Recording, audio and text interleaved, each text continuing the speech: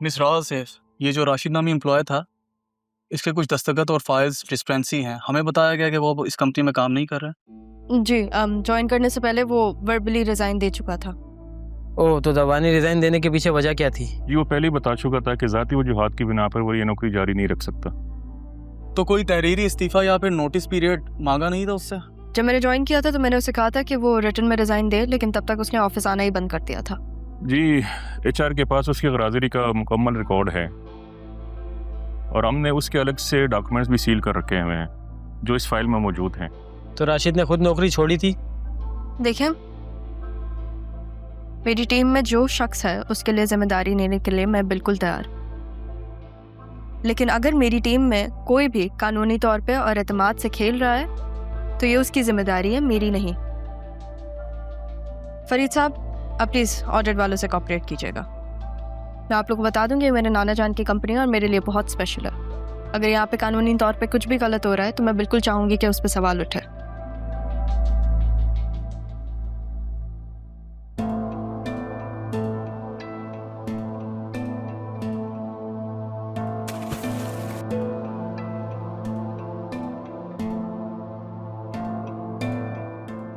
पता है इसको सब। ये देखें, इसके नए नंबर पे कॉल तो मैसेज पे कब। इंटरनेशनल बैंक डॉक्यूमेंट्स मांग रहा है, जल्दी से सेंड करो मुझे। हम यहाँ ज्यादा देर नहीं रुक सकते, ज्यादा देर नहीं रुक सकते।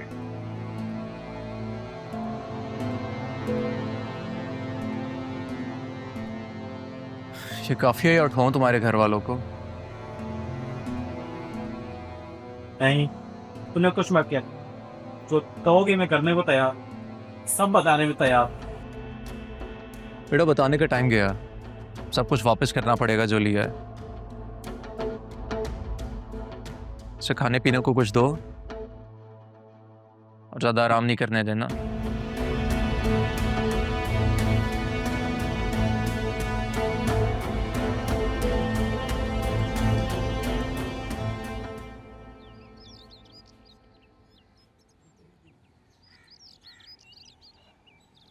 हेलो, कैसे हो?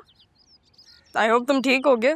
मैंने सुना है कि अरमान तुम्हारे खून के लिए प्यासा हुआ है, तलाश कर रहा है तुम्हें। तुम्हें कैसे पता चला? तुम वो फिक्र नहीं करो कि कैसे और कहाँ मुझे पता चला, लेकिन बस अपने आप को अंडरग्राउंड रखो। किसी से बात मत करना एटलीस्ट जब तक मैं ना कहूँ। ऑडिट वाले भी आए थे, तुम्हारा पूछ रहे थे, मुझे समझ ही नहीं आया कि मैं क्या कहूँ, तो मैंने इतना कह दिया कि मुझे नहीं पता। अब अरमान पीछे पड़ गया, उसको मैं क्या कहूँ। तुम हो कहाँ?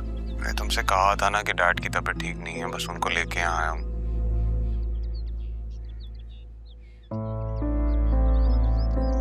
लेकिन खैर, तुम अपने डैड का ख्याल रखो, बाद में बात करते हैं। लगता है जरियून को बचाने की कोशिश की जा रही है। अरमान, मेरा मतलब असिस्टेंट कमिश्नर साहब, अब तो करप्शन के केस में यहाँ पे फंसाने आया है ना हमें। मैं सिर्फ इतना बताने आया हूँ कि ये खेल अब ज़्यादा देर नहीं चलेगा। और रही बात फंसाने की, तो RNB के खिलाफ मैं कभी कोई ऐसा कदम नहीं उठाऊंगा जिससे उन्हें नुकसान पहुंचे। आर को तो जितना नुकसान पहुंचाना था आपने पहुंचा दिया। अब तो आप बतूल बी को प्रोटेक्ट कर रहे हैं ना। जो समझना समझो, बस ये याद रखना कि अब हर वार दिल को चीर के निकलेगा। कल मिलते हैं।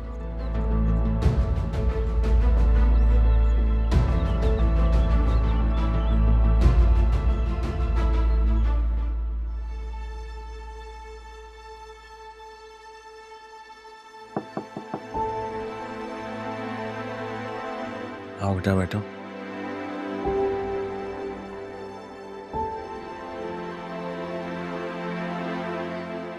बाबा, मैं आपसे एक बात कहना चाह रही थी। हाँ कहो बेटा, क्या बात है? बाबा, मैं चाह रही थी कि मैं सयोन से खुला ले लूं। मैं जानती हूँ कि मेरे लिए फैसला करना आसान नहीं होगा,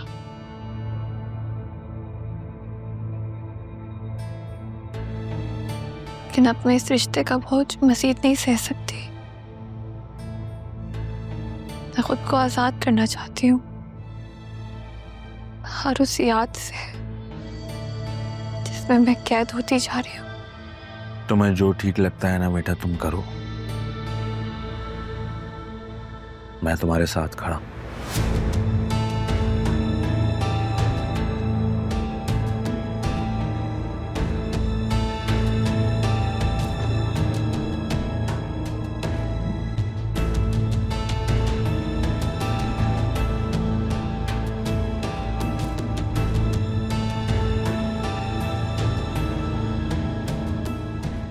मैं बतूल के इस फैसले में इसके साथ हूँ।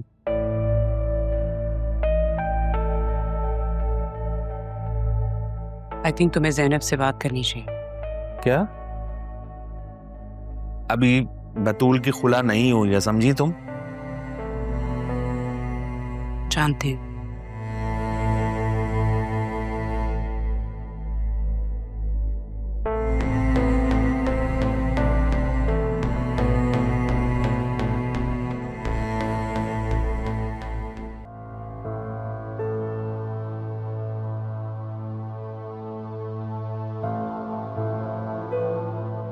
राहा ने मुझसे क्या बात करनी थी, मैंने पूछा ही नहीं।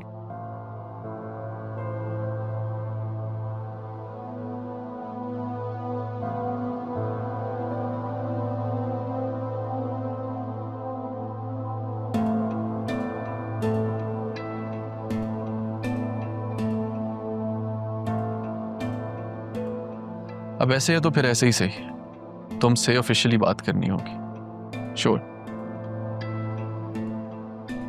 Hello mister Asif, this is Arman Sikandar हयात।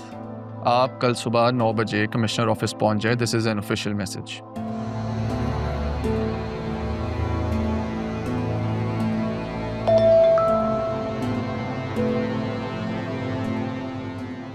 मेरा वहाँ क्या काम है?